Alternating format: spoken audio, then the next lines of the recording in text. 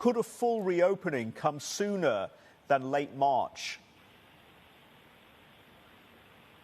I think there's a strong possibility for that. If anything, things are moving very quickly. Just to give you an example, now we're looking to set up meetings in person for next week. So things are moving fairly quickly. And if you look at the data is looking fairly favorable.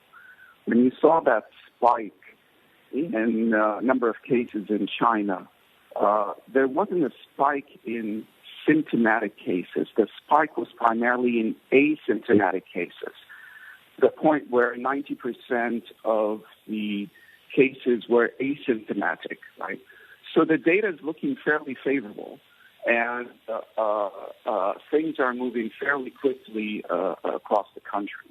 There's another very important factor that I think is not taken into consideration here, which is while protests were an important catalyst, the other very important catalyst, probably even more important catalyst, is the cost of doing these tests. To give you an example, here in Beijing, for 2022, the average Beijinger got 50 tests. It is fairly cost prohibitive, and social insurance funds are running out of money.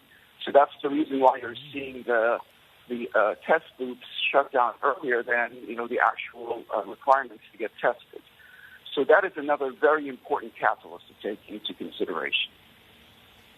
Yeah, I'm glad you mentioned that, Sam, because I wanted to know how much of an influence really the protests have had on the leadership in terms of the acceleration of these easing of curbs, because they had already announced the 20 measures prior to the protests.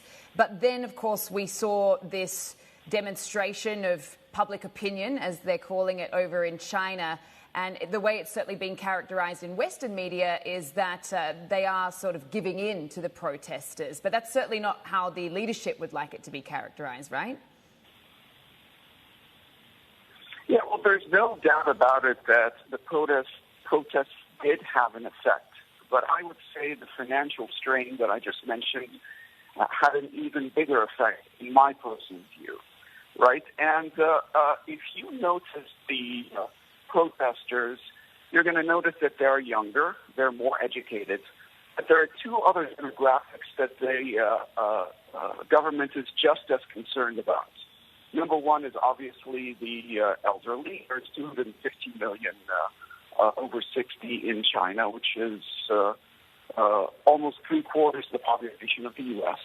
But then there's also the rural and the less educated who are extremely leery about this disease and the potential for them to get the proper care given how poor care is in the rural areas, right?